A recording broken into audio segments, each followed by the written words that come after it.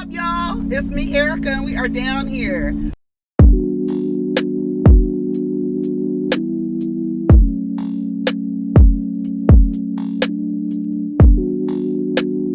Peace, y'all. Take care of each other. Protect your energy.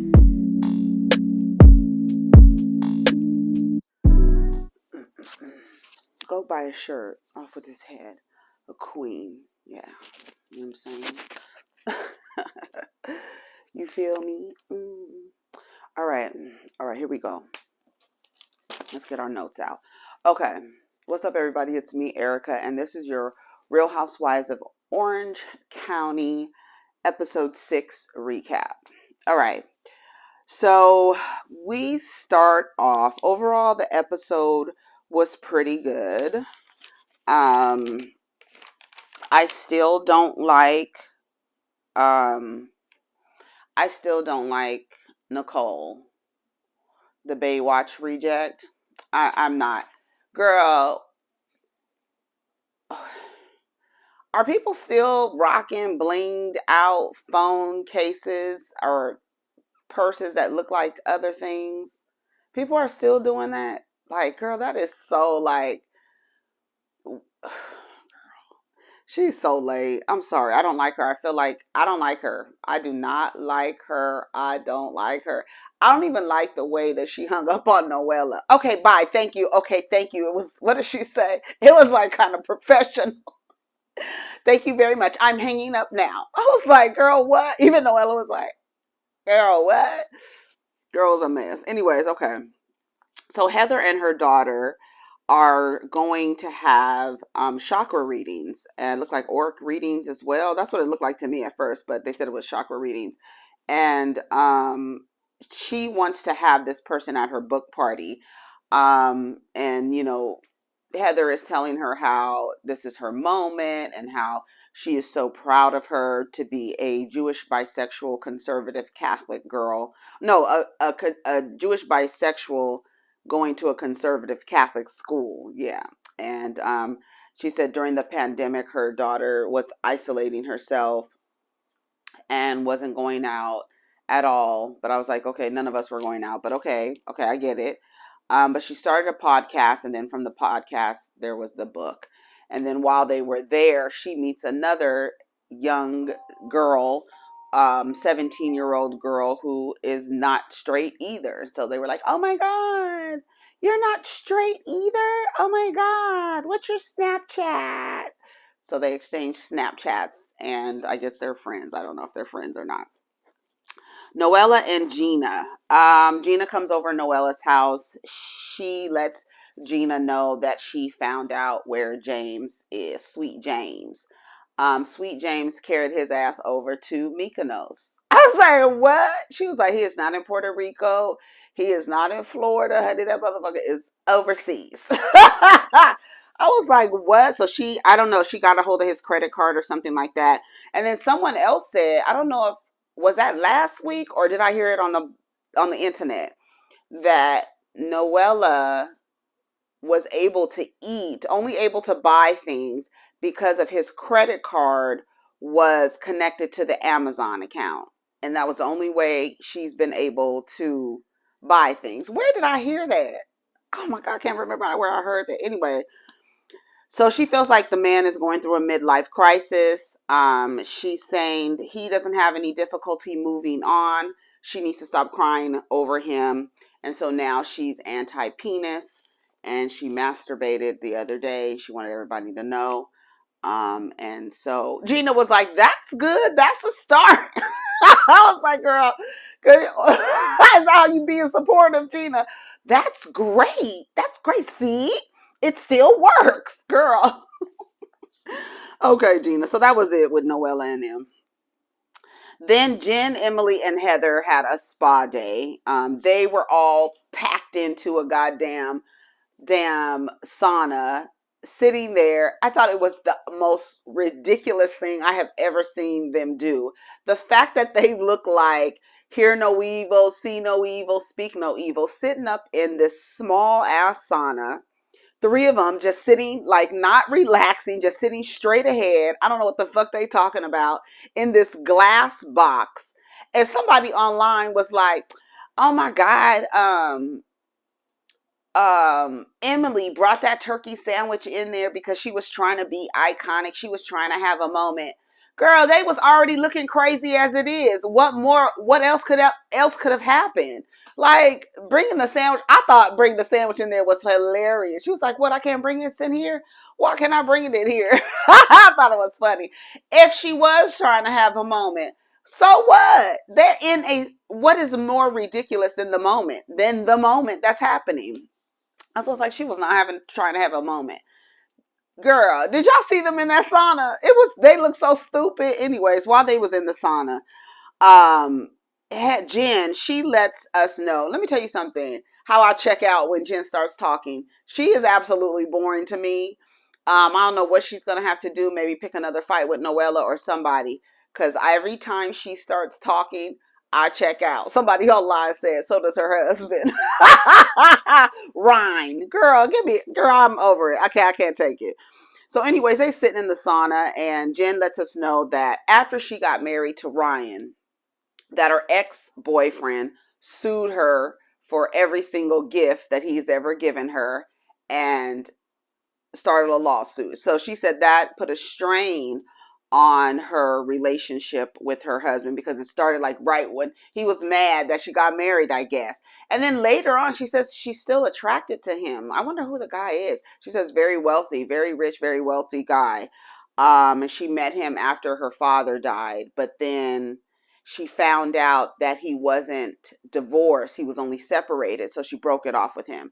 And then when she got married to Ryan, he sued her for all the gifts that he's ever given her. He said everything that he gave her was not a gift. And so I guess he sued her for that. So he was basically resentful or whatever.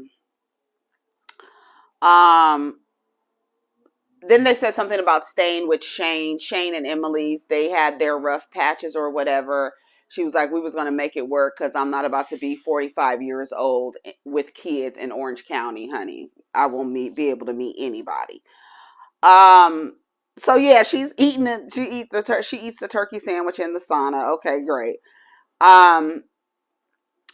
They go get their nails done later, and Heather lets Emily and Jen know that she has a spot in Idaho. They were trying to build a spot in Idaho, but no one's building out there right now or something like that. And so she is looking to buy or build in Cabo. So she wants to have a girls trip going down there. So everybody's going to go to Cabo. So it's going to be a girls trip. But she doesn't invite Noella. Can I say this? I don't know if this is happening on Housewives, but I don't know if there's something that's changed, because from his history, when the girls had a trip and each of them were like in charge of the trip, everybody had to come. I don't remember there being a time where you could not invite someone on a girls trip on Housewives. Am I digging too deep in it? Because I've never remembered them saying she's not invited. Like somebody else on Orange County, because they were saying everybody doesn't have to be invited to everything. So I don't know if that's a new thing that they're saying, like, okay, whoever plans a trip, you can invite who you want. And maybe because that creates more tension or something. I don't know. But that's what I was like, why didn't she invite Noella? I thought everybody had to go on the trip. Anyway, I don't know. Y'all let me know what y'all think. Anyway, so Jen and... so they talk about when they were sitting with Emily and Heather and Jen were talking about the text between Noella and Jen. She says that they sent texts back and forth, kind of trying to mend whatever it was that Noella is going through. I wrote down the words, she's lashing out and she's bullying. And just because she's going through something doesn't mean she needs to be rude and condescending. So I'm trying to figure out y'all let me know, what has Noella done to Jen that is rude and condescending? I don't feel like I've seen it yet, right? Maybe when she told her you took a picture, unflattering picture of yourself and posted it and tagged me. Is that rude and condescending? Maybe that's what she's talking about, because I'm trying to figure out what she's talking about. I'm not sure. But then Heather chimes in and she goes, girl, yeah, because Noella called me a phony bitch or a fake bitch, and I invited her to Max's party, and I feel like if I don't say anything to her, I'm actually being a phony bitch. So I want to say something to her about her calling me a phony bitch, and then saying not to trust her, to Gina. So she said she's going to say something to her. So we'll see. And so I thought it was funny when they showed the clip of Noella and Jen having their conversation when they went out to lunch to mend their little issue. And Noella was sitting there like this. She was like, so you were just this is Jen. So you were just projecting, you were just lashing out. That's what you were doing. You were just taking it out. And she was like, yep. Did y'all notice that? She did that too. She did that later to who did she do that to? She did that later to somebody else. She was like, yep. Oh, to Heather, the bro. She did that. She was like, yep, that's what it was. Whatever you bitches say it is, that's what it is, girl. Whatever makes you feel better.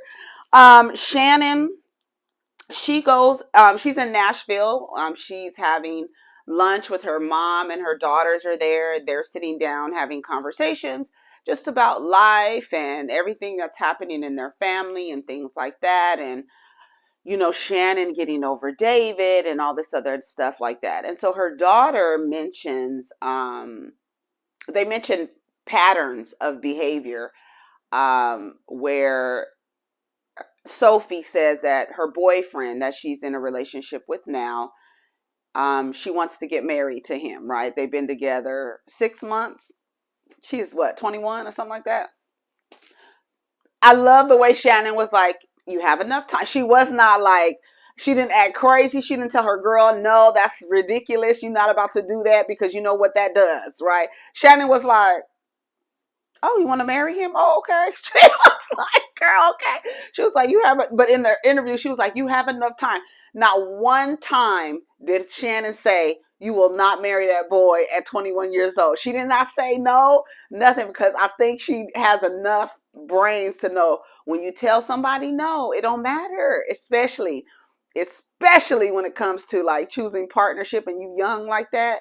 You like, no, okay, I'm gonna do it. Like, so she was like, okay, you have enough time. She was like, I've never experienced love like this. I never got to see it. So she was referring to her mom and dad's relationship. And this was so important. I just was like, this is it. This is, see? And I kept saying, I was just like, see?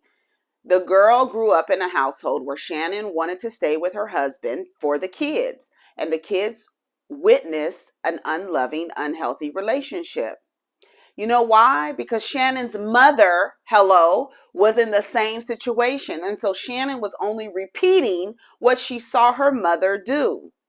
And so Shannon was like glad that she was sad. She was like, oh, that makes me sad when the girl says she's never seen or experienced love like that. But she was like, because I was in an unhealthy relationship. And then the mom chimes in and she says, and I was too. Like, you saw me be in an unhealthy relationship. That's why you were in an unhealthy relationship. And so Shannon is probably like not saying much about this one because the girl, she sees this as healthy. So I feel like Shannon was like, that's why Shannon wasn't saying anything negative about it, because whatever, girl, whatever. I'm not going to say no. I'm not going to say nothing. You have enough time to figure the shit out, right? And then even Shannon was like, see, I'm 56, 57, starting a new chapter. I have this guy, I think his name is Steve. And, is his name Steve? I can't remember what Shannon's new boyfriend's name is. Why they all names be the same? Steve, John, David, Todd, over there on Miami. Is his name Todd? Yeah. But yeah, so I think it was, she said she was together with him for 3 months, but then she corrected everybody and was like, it's 6. Okay. Okay, Sophie. So I thought it was really good for them to show that moment, because y'all know what I say. I'm always down here saying don't stay for kids, because all you're doing is showing them how men and women relate to each other in a toxic relationship. And because there's nothing else to go off of, because they're children, There's nothing else to go off of. So they see that as normal. The way that my mom and dad relate to each other, until they see the opposite, they think that that's normal, right? And if they think that's normal, what they're likely to do is repeat it when they get out into the world and start trying to have relationships with people. I saw my mom and dad do this, so this must be how I need to relate to this person I'm in a relationship with. And then you just continue the fucking cycle. And I'm so glad that they said that. I'm so glad that her mother chimed in and was like, "It because you saw me do it." And I don't think so. I think a lot of people do children a disservice by saying, "Oh, I want my children to grow up in a two-parent home," but it's toxic. So where's the benefit if it's toxic? How does it benefit if it's toxic? It's supposed to be a benefit to grow up in a. It's supposed to be a benefit to grow up in a two. I think it benefits two and more, really. I'm all for multi-generational homes. That's how I grew up, and I think I really benefited from living like that. But two or more people to raise a child, I think is great. But if it's an unhealthy, toxic environment, it's you're wasting time. I think children thrive better in environments where the people that they're the adults or their caregivers are happy and healthy. That's how I feel. So shout out to Shannon because, you know, I really noticed that she did not say not one negative thing about what her daughter was saying about the relationship with her boyfriend. She's young, 21, you have enough time, but she did not say one bad thing. And I noticed that. That stood out to me. Um, Noella goes to meet Heather, baby. She walks in, right? She walks in and Heather is recording. I don't know if she's doing a podcast, but she's recording, right? She has all her lights and everything set up. Her product is out and everything. Terry is standing behind her or whatever. So as Noella's walking in, you know, Noella is always like, hi, hi, hi. So she walks in, here she come in her shoes down Heather's hallway. The daughter lets her in. She's like, my mom is in the back. She's working. She's in the back. So Noella's walking down the hall. She looks real cute, right? She has her Telfar bag and everything, right? She's walking down the hall. And when she hits the corner, she sees Heather and she's like, ah, and then she notices all the stuff around and she was like, ah, like that. And so they started going like that. And she was like, that bitch knew what the fuck. She knew what time she asked me to be at her house. I was here. She knew she was going to be recording. She wanted me to see her recording so I could be impressed by her or something like that. So that's what Noella got from this interaction or whatever. So they go into Heather's office, and you know Heather's office is Heather Dubrow stamp is everywhere. She even has an H hanging from the ceiling, like a light fixture in the shape of an H. She said, if it wasn't clear then, this is clear, concrete evidence now. We are dealing with a good narcissist, honey. If I didn't know any better, she said, this is literally a shrine to herself. I can't do it. She was like, this is a mess. She said she was a good narcissist. Yeah, it's a lot. I have to say, do y'all think that is a lot that Heather has going on in her office? It's literally everything her. Like everything is like her signature, everything. It's a trip. What do y'all think? Y'all let me know. Anyway, so they start talking about the phony bitch comment, and she was like, I was just in a bad space. I was in a raw space at that time, and I wanted to, and I was just, acting out. And she was like, okay, I totally get that. That's what I figured. But then I said, come on, Heather, bitch. She was like, but then I got something else.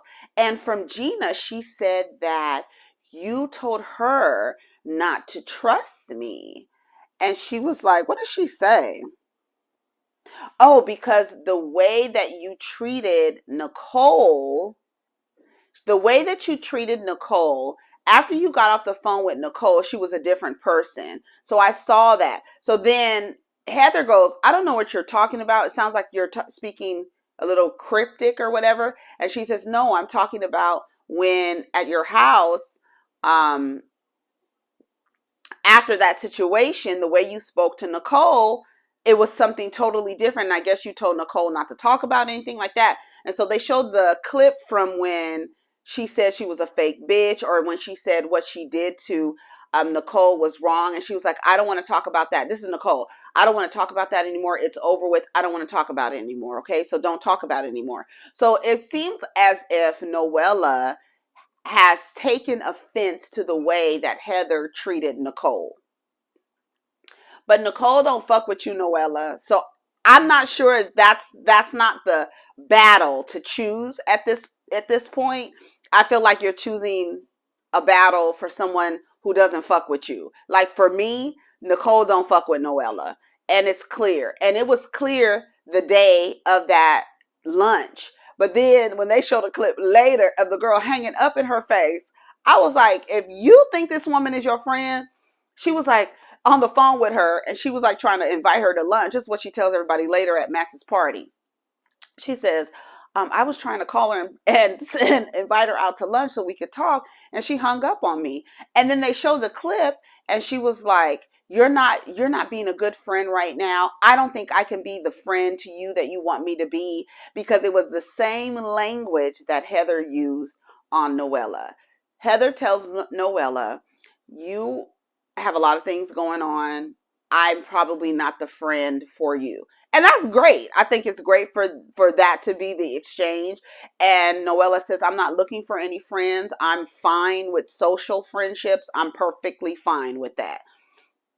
And she was like, yeah, because you already got a lot going on. I said, come on, bitch. Heather was trying to get her digs in before the lady left her house. You bitch.